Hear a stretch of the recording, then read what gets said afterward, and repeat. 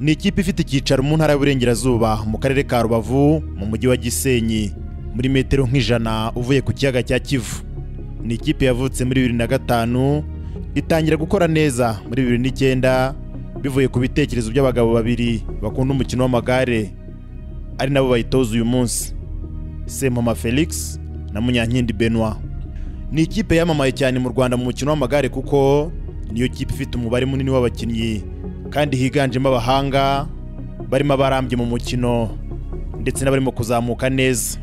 Niyo kipe yakomotsemo umukinnyi uheruka kwegukana Tour du Rwanda 2015 Nsengimana Jean Bosco, byanahesheje kubengukwa n'amahanga nuko yerekeza mu Budage gukinira ikipe ya Bike Aid nk'uwabigize umwuga, akaba ari nayo azakinira muri Tour du Rwanda y'uyu mwaka. Kimwe n'andi makipe azahagararira u Rwanda muri Tour du Rwanda uyu mwaka, Benediction Club nayo irimo kwitoza mu kigo cy'imyitozo y'umukino w'amagare mu Kinigi mu karere ka Musanze. Patrick Byukusenge wegukanye umwanya wa gatatu muri Tour du Rwanda iheruka, akaba na kapiteni wa Benediction, n'umwe mu bagize iyo kipe harimo kandi Mugisha Samuel, Karegeya Jeremy, Ruberwa Jean na Nizeyimana Alexis. Si ukwitoza gusa kuko ni naho bimukiye muri iki gihe bitegura iryo rushanwa rizatangira ku cyumweru. Ni ikigo kinini kandi cyisanzuye mu mahumbezi yo munsi y'ibirunga, bakaba ariho bibera, bakahasohoka gusa ari uko bicaye ku igare bagiye mu myitozo mu byerekezo bitandukanye by'imihanda ikikije akarere ka Musanze. Kapiteni wayo Patrick Byukusenge avuga ko bitaweho kandi bumva bamerewe neza mbere yuko binjira mu irushanwa. Hano muri kampu nta kibazo batwitayeho, nta kibazo, nta kintu na kimwe tubura, turukurya tukitoza, buri kimwe cyose mbese batwitayeho nta kibazo. Mu gihe habura iminsi 2 n'amasaha make yanga isiganwa bamaze iminsi bitegura ritangire, Benoit Munyankindi umutoza wa Benediction Club wungirije avuga ko ibyo bagombaga gukora mu myitozo byose babirangije.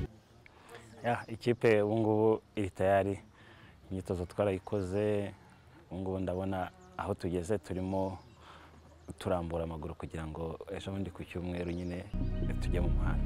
Nubwo abakinnyi 3 muri 5 bagize Benediction Club ari ubwa mbere bazaba bagiye gukina Tour du Rwanda, umutoza Munyankindi avuga ko bitazababuza kwitwara neza.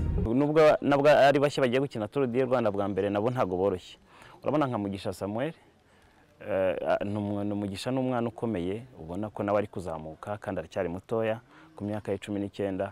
Gukina Tour du Rwanda ni amahirwe. Ubushize impamvu atayikenye ntago ko atarakomeye, ahubwo nuko atarayujuje imyaka.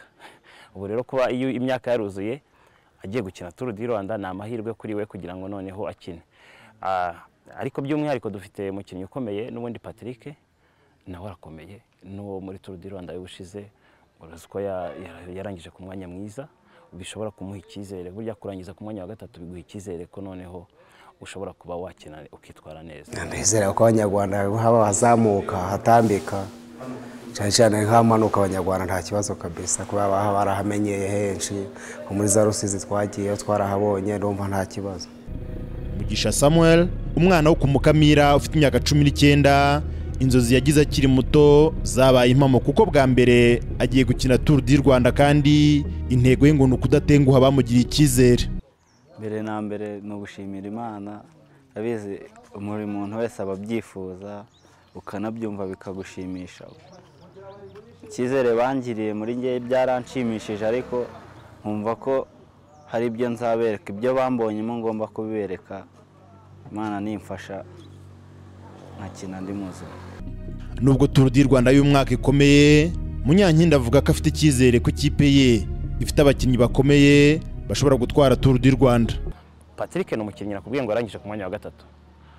Kuba yararangije ku mwanya wa gatatu biramuha kandi mu myitozo ni umwe mu bakinnyi bakomeye. Ubona rwose urabibona ko ntago yigeze ata forme, ni umukinnyi umeze neza.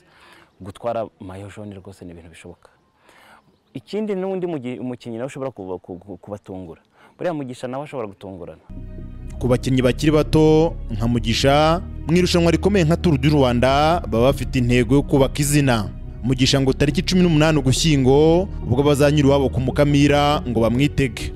Jewe bundi ahantu hazamuka ntago hangora, cyane cyane nka etape ya Muhanga Musanze, ndakeka ko nzigaragaza, nzakora uko nshoboye nanjye mbikore. Abakinnyi ba Benediction bazi neza ko Tour du Rwanda y'umwaka izaba ikaze, ariko bifitiye icyizere cyo kuyegukana. Tour du Rwanda y'umwaka izaba ikomeye, ariko nyine ndumva nta kibazo kabisa. Abanyarwanda ikintu nababwira, iyi Tour du Rwanda irakomeye, ariko tuzakora uko dushoboye tuzayitwara. Kimwe n'andi makipe abiri azahagararira igihugu muri Tour du Rwanda y'umwaka, uyu munsi wa kane ni umunsi wa nyuma Benediction yakoze imyitozo iri mu kigo cy'imyitozo cya Musanze, kuko kuwa gatanu bazerekeza mu mujyi wa Kigali mu rwego rwo kumenyera umwuka waho, kuko ari naho bazatangirira irushanwa basiganwa n'isaha, ibyo bita prologue, ku cyumweru.